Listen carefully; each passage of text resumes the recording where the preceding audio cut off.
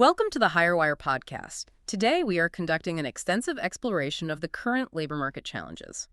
And we are specifically analyzing the findings presented in the February 2026 reports curated by industry legend Bob Marshall.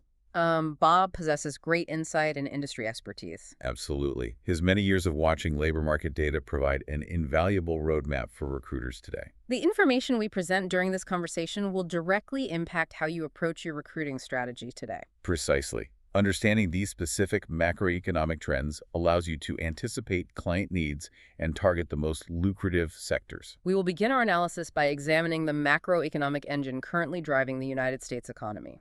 Specifically regarding gross domestic product forecasts and the magnitude of artificial intelligence investments. The UCLA Anderson forecast, as detailed in an article by Craig Johnson, projects a 3.0% gross domestic product growth for the United States in 2026. This projection relies on several specific economic catalysts. Understanding these catalysts allows you to predict where corporate capital will flow. And consequently, which industries will initiate aggressive hiring campaigns. Exactly. The primary catalyst identified in the report is the One Big Beautiful Bill Act of 2025. The report estimates that the retroactive income tax provisions And the bonus depreciation. Correct. The retroactive income tax provisions and bonus depreciation introduced by this legislation will add between 0.5% and 1.0% to the gross domestic product. We report these fiscal estimates strictly to inform your strategy. When corporations retain a larger percentage of their revenue due to favorable tax structures, they frequently reinvest that capital into workforce expansion. The secondary catalyst requires our utmost attention, as it directly impacts technical recruiting across all sectors. The forecast projects massive capital expenditures in artificial intelligence infrastructure. These investments will reach $660 billion this year. That figure represents approximately 2.0% of the gross domestic product.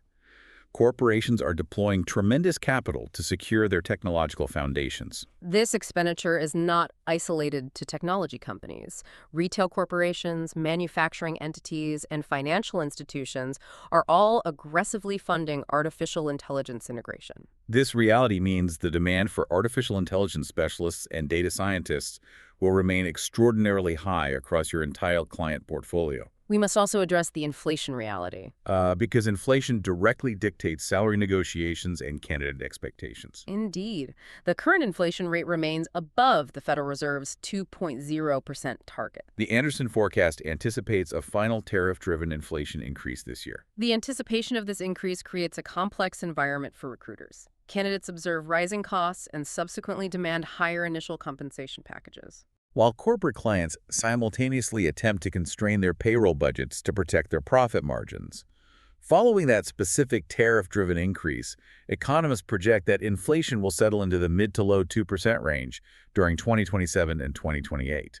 For you as a recruiter, this indicates a temporary window where candidates may still demand exceptional compensation to offset near-term inflation, followed by a potential stabilization in salary expectations. Transitioning to legislative matters, a significant policy shift is fundamentally altering the technology talent pool. A March 2026 Bloomberg News report detailed the Trump administration's new rules for the H-1B visa lottery. We report these policy adjustments strictly impartially to inform your strategy as they directly alter candidate availability. The most consequential alteration to the visa system is the newly instituted $100,000 fee required from successful sponsors of foreign arrivals. Furthermore, the selection system now explicitly favors higher paid and more experienced workers. This policy transition significantly disadvantages information technology consulting firms.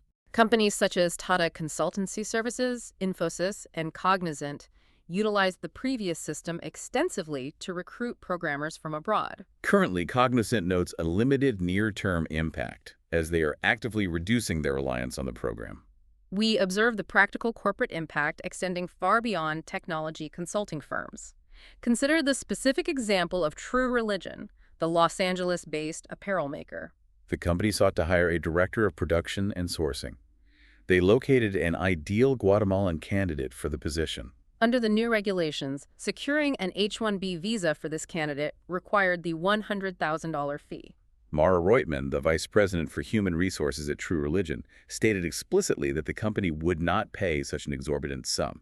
The financial calculation rendered the hire impossible, The company attempted an alternative route by applying for an O-1 work visa. which the government designates for individuals possessing extraordinary ability. The federal government rejected that application, forcing the company to abandon the hire entirely. This specific case illustrates a severe complication. When companies cannot source international talent due to prohibitive costs, they must rely on domestic contingency recruiters. Furthermore, we observe significant state-level restrictions compounding the federal fee structure. A board overseeing Florida's public universities voted 14-2 to freeze the hiring of H-1B visa holders. Similarly, Texas implemented a mandate banning H-1B hiring at public universities and state agencies until at least May 2027. Applying Bob Marshall's great insight and industry expertise to these developments, we can project the specific recruiting ramifications. Startups backed by prominent venture capital firms such as Y Combinator will struggle profoundly to secure crucial early-stage talent. The chief executive officer at Gale, Rahul Gadais, noted that early hires are instrumental in establishing a company's foundation. The culmination of these restrictions diminishes the tech talent pool significantly, increasing the challenge for you to source freely skilled technical candidates. Shifting our attention to domestic employment metrics, we must analyze the February ADP National Employment Report. The data indicates an increase of 63,000 private sector jobs. A meticulous examination of the underlying data reveals a crucial detail.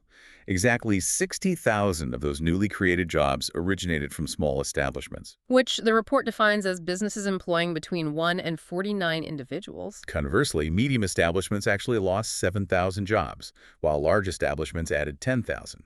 This metric perfectly illustrates Bob Marshall's great insight and industry expertise regarding client targeting. Bob emphasizes that small and medium-sized companies remain the essential foundation for contingency recruiters. You must include these smaller organizations within your specialized niche. Ignoring businesses with fewer than 50 employees means ignoring the primary engine of current job creation. We also possess critical data regarding pay dynamics from the 82 report. Annual pay for individuals who remained at their current jobs rose 4.5%. Conversely, the pay premium for individuals changing jobs slowed to 6.3%. This specific percentage represents a record low benefit for switching employers. This data point requires your immediate attention when formulating candidate persuasion strategies. If a candidate only receives a marginal salary increase by moving to your client, you must construct a persuasive argument based on alternative benefits. Continuing our analysis of labor demand, the Conference Board Lightcast Help Wanted Online Index increased slightly in January 2026 to 100.4. However, the overall index remains down 15.4% from the previous year. To contextualize that online demand, we must incorporate the December job openings and labor turnover survey data. Commonly known as JOLTS, the survey reported 6.5 million published job openings. Through his years of watching labor market data, Bob Marshall provides a critical calculation regarding these figures. Bob asserts that the 6.5 million published openings represent merely 20% of the actual available job. The remaining 80% of job openings are unpublished. They operate within a hidden job market accessed exclusively through networking or the utilization of a professional recruiter. Therefore, you are actually operating in a market containing 32.5 million total job orders. This calculation reinforces your value proposition. Clients need you to access the candidates who are not actively viewing job boards. We must now navigate the statistics surrounding national unemployment. The February 2026 Bureau of Labor Statistics data indicates that the regular U3 unemployment rate rose slightly to 4.4%. The broader U6 measure fell to 7.9%. Additionally, total non-farm payroll employment edged down by 92,000 positions. The employment participation rate fell to 62.0%. When analyzing this specific metric, we must rely again on Bob Marshall's great insight and industry expertise. Vital observed that a declining participation rate fundamentally alters the primary unemployment percentage. When fewer individuals actively seek employment, the mathematical calculation artificially lowers the official unemployment rate. This means the 4.4% headline rate does not accurately reflect the available talent pool. This leads us directly to Bob Marshall's most important insight for recruiters. The general 4.4% unemployment rate encompasses all worker classifications nationwide. However, for your specific candidates, the rates are substantially lower. The unemployment rate for management and professional workers currently stands at 2.7%. Furthermore, the unemployment rate specifically for college-degreed workers is exactly 3.0%. To fully grasp the implication of those exceedingly low percentages, we introduce the economic theories of Milton Friedman, Friedman established the non-accelerating inflation rate of unemployment theory. often referred to by the acronym NAIRU.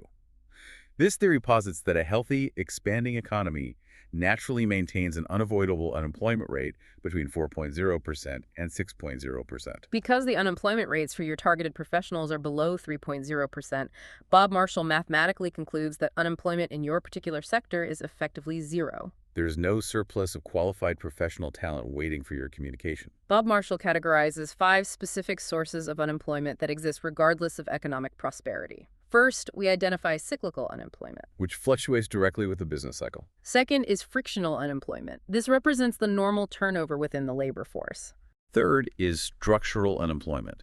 This occurs when an individual's skills fail to match the requirements of the available openings. The fourth category is seasonal unemployment, affecting industries dictated by climate or time of year. Finally, the fifth category is surplus unemployment, which occurs when minimum wage laws or union contracts dictate salary levels that force corporations to reduce their total headcount. An additional factor influencing an individual's classification within these unemployment categories is the duration of their government benefits. The length of available unemployment compensation directly influences an individual's urgency to accept a new position. To synthesize the ultimate purpose of employment within the broader economy, we consult Henry Hazlitt's text, Economics in One Lesson. Hazlitt asserts that the primary economic goal of any nation is maximizing production. He writes that full employment is merely a necessary byproduct of achieving that production. Employers do not hire individuals simply to provide employment. They hire individuals to increase their organizational production. As we synthesize the insights from Bob Marshall's years of observing data, a central theme emerges. The high-level candidates you seek to recruit are already securely employed, deeply appreciated by their current organizations, and earning highly competitive salaries. This reality establishes the ultimate recruiter's mandate. Bob Marshall concludes that regardless of the national unemployment percentages, you must persistently market your services to secure the best possible job orders. You must subsequently recruit aggressively to entice comfortable professionals into accepting new opportunities, especially within expanding technology sectors. We leave you with a final thought to consider independently. Given that the pay premium for switching employers has reached a historic record low of 6.3%, How will you adjust your persuasion strategies? you must determine exactly how you will convince happily employed candidates that your specific opportunity offers profound value beyond merely a fractional salary increase.